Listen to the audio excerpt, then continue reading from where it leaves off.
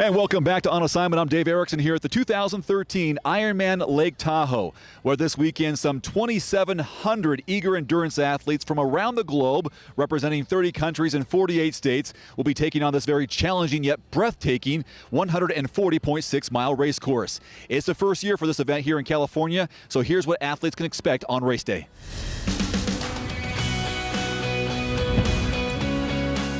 It's great. It's fabulous. It's the first time there's been a full-distance Ironman in California since 2001.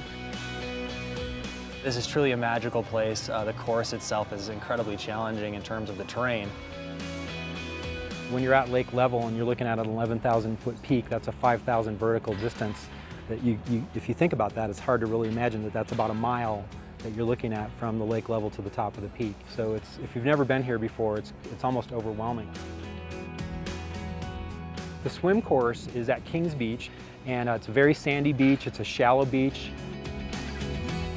As you can see, it's a beautiful surroundings here, but the water's crystal clear, and it's really relatively warm too compared to some of the morning temperatures we're going to be experiencing. So we're looking at mid-60s for the water temperature.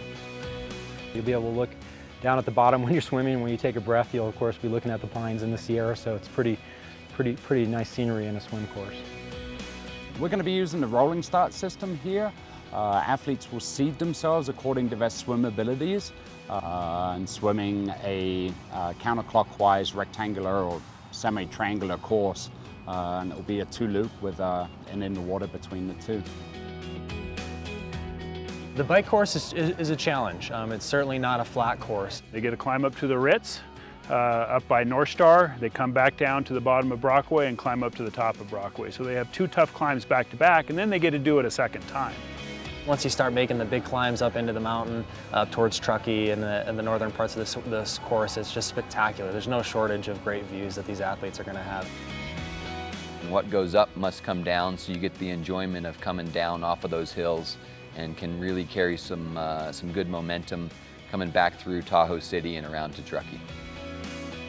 The run along the river is spectacular.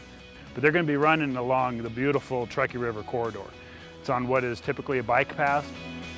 We suggest that people be looking for wildlife. I've seen a number of different animals down in that area, including bears, so keep your eyes open for those. You really don't have a whole lot of altitude gain or loss in the run, which is kind of nice maybe after a high altitude swim and quite a challenging bike course. The first lap is actually quite a bit longer than the second lap, which is a little bit helpful, from the standpoint of bringing it home. Coming back into Squaw, we're anticipating thousands of people around in the village and at the finish line, lining the course, cheering the athletes on, giving them the extra motivation that they need in order to get to the finish line. So we anticipate a fabulous day come Sunday, and I think people are going to really enjoy themselves. Having ridden and run on a lot of the course, it's a spectacular day that you're in for.